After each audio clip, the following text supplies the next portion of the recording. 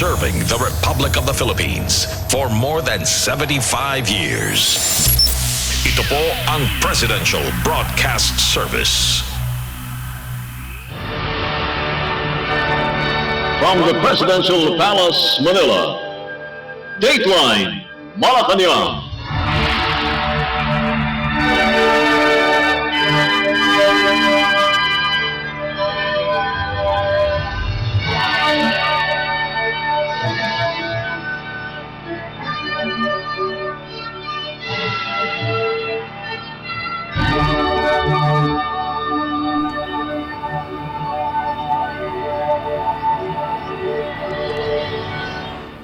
Good day.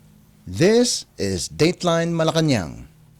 Philippine President Ferdinand R. Marcos Jr. on Monday, August 28th, led the nation in observing National Heroes Day in a program at the Libingan ng Mga Bayani, or in English, Heroes Cemetery in Taguig City, with the theme Karangalan, Katungkulan, Kabayanihan, or in English, Honor, Obligation, Heroism.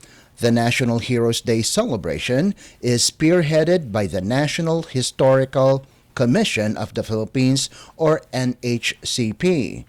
Pursuant to Administrative Code of 1987, amended by Republic Act or RA number 9492, the commemoration states that National Heroes Day will be celebrated each year on the last Monday of August.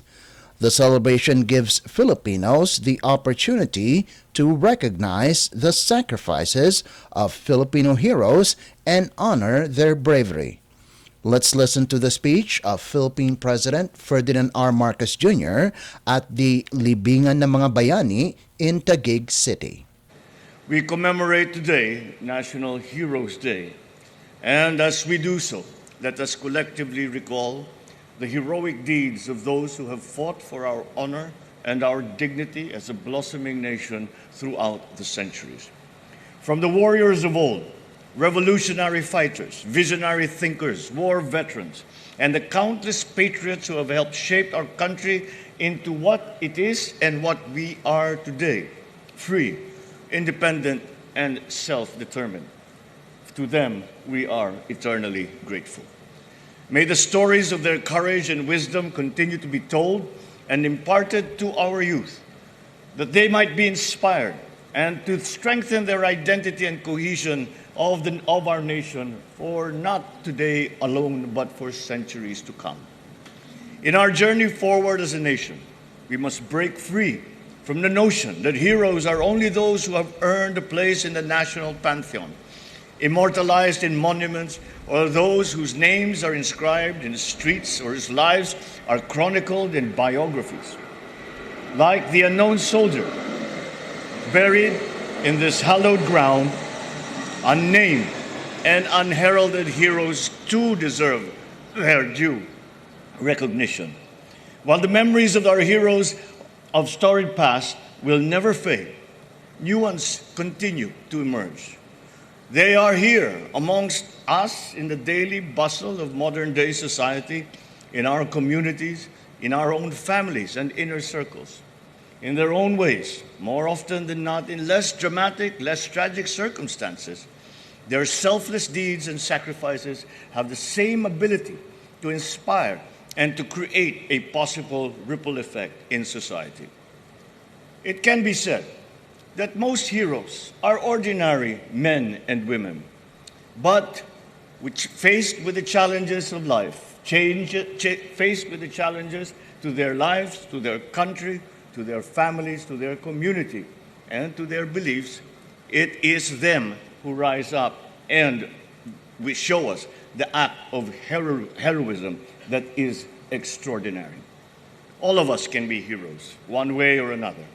We unleash the hero in us when we act genuinely for the good of another, impelled by causes and motives greater, more noble than mere personal interest or vainglory. Heroism is not only to be found in the grand battles and struggles, it also resides in the simplest acts of kindness, of empathy, solidarity that not only move hearts, but also influence minds and actions and change lives for the better. We need the unfading memories and shining examples of our heroes, not only to continually remind us of the noble causes that have led them to their heroic deeds. We also draw inspiration from them for our self-improvement and to possibly develop our own heroic potential. So let us always tell the tales of the heroic deeds of our kababayans, whether they are in the country or outside in the rest of the world. The tale might be the electric lineman from Bacolod City, braving the typhoon Egay floods and risking his life to repair broken electrical wires, to avert the greater danger to the neighborhood. It may be the Filipino farmer who prevailed over harsh weather and economic conditions to ensure a successful harvest that he might feed his countrymen. What to him was mere personal triumph was a crucial fragment of a greater accomplishment, a high level of production of food, which contributes to our goal of food sufficiency for our people, a grand and as noble a aspiration as could be had. There is also, of course, the Filipino teacher, who, in spite of a meager pay, strives not only to be a good educator to our youth, but a patient and persevering servant of government and of the people in many various activities outside of their strict job description. Elsewhere in the world, there is the story of Filipino teachers who lent a hand to an elderly neighbor in need during these terrible wildfires that we are witnessing. We can never disregard the countless tales of our workforce who have bounced back from the agonizing challenges of the pandemic to drive our nation's ongoing economic recovery. These include, of course, our overseas Filipino workers, whose remittances form a strong pillar of our country's economy. We must mention a dear and departed friend who we can only describe as well as a hero, and that is our good friend who we just lost, Secretary Toots Ople. And she is a perfect example of what true heroism can be. But she tirelessly dedicated the better part of her life to promote the welfare of our modern-day heroes. Let not our recognition just be a vacuous expression of consolation for noble efforts. We must give a genuine appreciation and a promise for all of us to do better, to emulate those heroes who we so admire and so honor. We shall not take their heroism for granted. We will not spare ourselves of the moral duty to perpetuate the ideals that they have fought for and to rectify the unsafe, inequitable, or exceptionally difficult conditions that necessitated their selfless needs. Failing in our duty, their sacrifices would have been all in vain. Collectively, their heroic acts, small or large, go a long way and make our country and the world a better place. To them, we once again earnestly dedicate this special day. Philippine President Ferdinand R. Marcos Jr. Dateline Malacañang. Philippine President Ferdinand R. Marcos Jr. led the necrological service for the late Department of Migrant Workers or DMW Secretary Susan Toots Ople in Malacañang Palace in Manila on Monday morning. Ople's remains will leave the palace at 3 o'clock in the afternoon and will be transferred to the DMW office in Mandaluyong City. Viewing will be open to the public from 5 in the afternoon onwards. In his speech, President Marcos honored Secretary Ople, which he considers one of her closest friends. Let's listen to a portion of Philippine President Ferdinand R. Marcos Jr.'s speech at the necrological service for the late DMW Secretary Toots Ople in Malacañang Palace. To the family and friends, the colleagues of Toots in the cabinet, all of us who had worked with her, everyone here who are here because Toots always held a special place in their hearts. We are told when you are an official that you cannot show emotion, that you must be stoic, and you must keep yourself to yourself. And if I do shed a tear, it is because it is such a sad day to know. It is such a sad bit of knowledge to know that Toots will not be here anymore. And what a big gap she will leave, not only to her friends, not only to her family, but to the millions of those who she took care of, who she loved, and who she worked for tirelessly and endlessly. And I speak endlessly because that is exactly what happened. And I know that this all came from her heart. This all came from the compassion and the passion that she brought to her work. And this, as I said, is a rare quality, a rare combination. Kaya't hindi ko talaga maisip, parang hindi ako makaramdam, hindi ko ma-imagine na ang buhay na wala si Toots actually, because she occupied such an important part of my life as a friend and as a colleague. And I have to say that I cannot choose which was the better relationship. They were equally wonderful. The professional relationship that we had and the friendship that we had is something that I will not find in many people in my lifetime. So you will understand my emotion. You will understand the great sense of loss that we are feeling. And if I shed a tear, because I feel sorry, I do not feel sorry for Toots. Because after her last, her heart beat its last. Her soul went immediately to heaven. And for that, I have no doubt. I feel sorry for us, her friends, her family, because we've lost a wonderful person, a wonderful friend. I feel sorry for the Filipinos who are living and working abroad, because they have lost the best champion that they ever had in the history of overseas workers for Filipinos. And that is why I shed a tear, and that is why I feel sorry for all of us. That's why I think that we should honor Toots and remember what is it that she worked all her life for. What was the most important thing to her? We all know what that is. We must continue that work.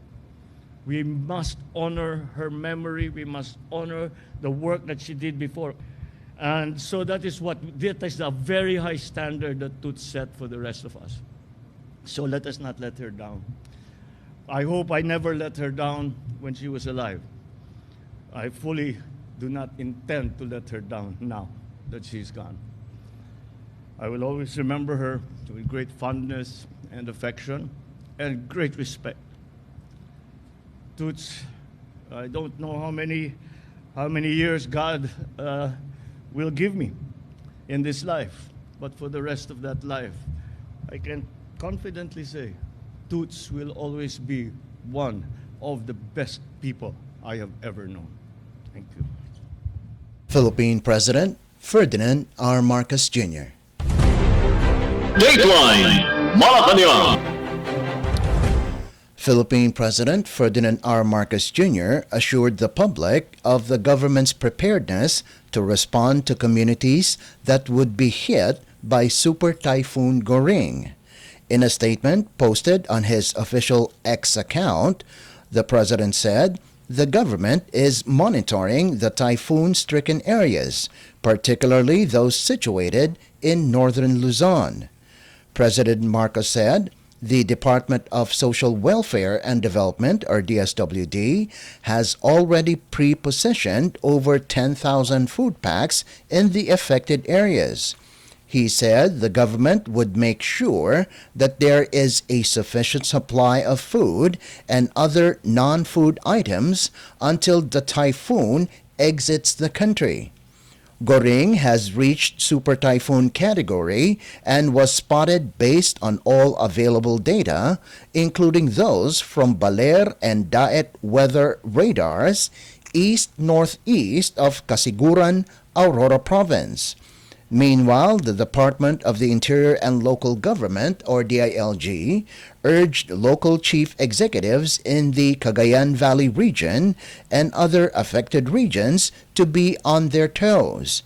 In a statement on Sunday, the DILG has directed, as early as Friday, its Region 2 office to activate the Emergency Operations Center, or EOC, and Disaster Online Reporting and Monitoring System, or DORMS, to ensure the adherence of local government units, or LGUs, within their jurisdiction to disaster protocols.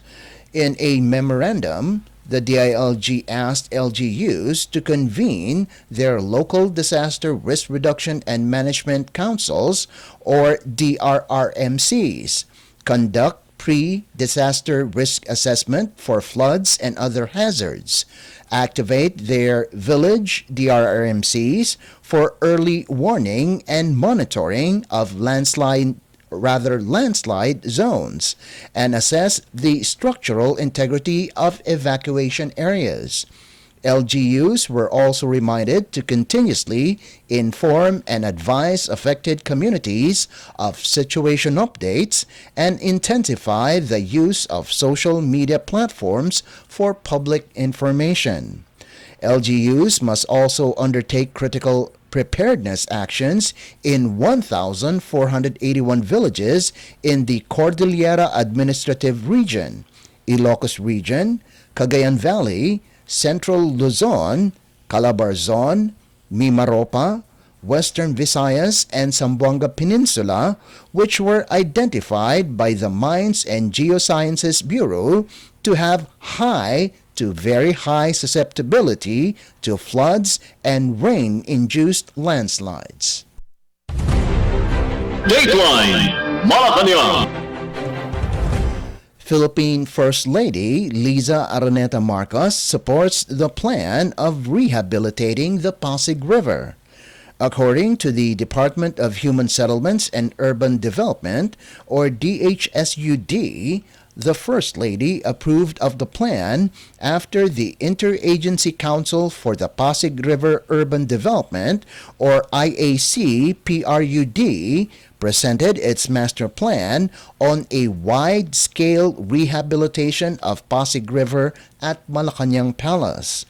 The revitalization of the river to become a commercial, lifestyle tourism and culture hub like the Thames River in England and the Seine River in France is part of the advocacy of the First Lady. The project, named Pasig Bigyan Buhay Muli, was implemented through Executive Order, or EO number 35, signed by President Ferdinand R. Marcos Jr. on July 25th. EO 35 is composed of development plans mixed-use commercial areas, including tourist spot and open public park along the 25-kilometer Pasig River from Manila Bay to Laguna de Bay. Earlier, the IAC-PRUD named 8 major places where people-centric improvements will be made, like jogging path and bike lanes from the city of Manila to the province of Rizal. According to the DHSUD, priority is given to informal settlers living along the riverbanks by the government's flagship project of the Pambansang Pabahay para sa Pilipino program. Dateline Malacañang. Philippine House Special Committee on the Creative Industries Chair Christopher De Venecia thanked President Ferdinand R. Marcos Jr. for putting into law Republic Act, or RA 11969, or the Cultural Mapping Law. According to the lawmaker, The landmark legislation is a triumph to the cultural and heritage sector of the country. The 4th District Congressman of Pangasinan Province said this will protect and preserve the history and culture of the Philippines. De Venecia said that the law underscores the nation's commitment in safeguarding the country's traditions, history, and identity for the present and future generations. The law will ensure the preservation of the country's cultural heritage in order to gain deeper knowledge and understanding for the youth and future generations.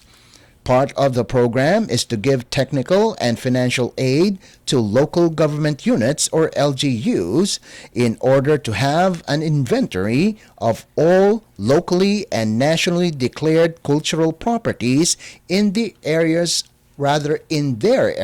of jurisdiction.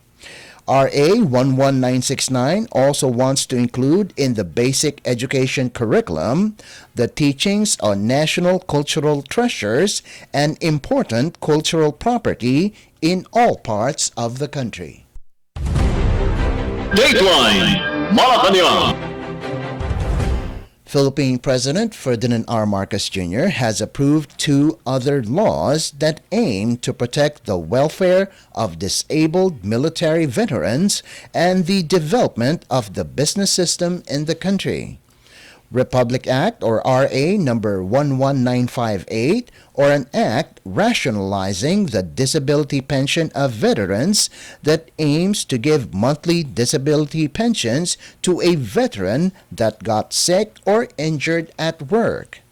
The President also approved RA number 11960 or an act institutionalizing the One Town, One Product or OTOP Philippines program that aims to develop an independent and self-reliant economy.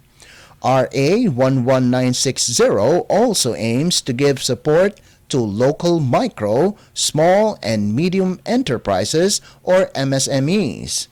President Marcos also supports the recommendation of the Private Sector Advisory Council or PSAC to fast-track and simplify visa applications of international tourists and students going into the country, as well as using online platforms to attract foreign nationals to visit the Philippines.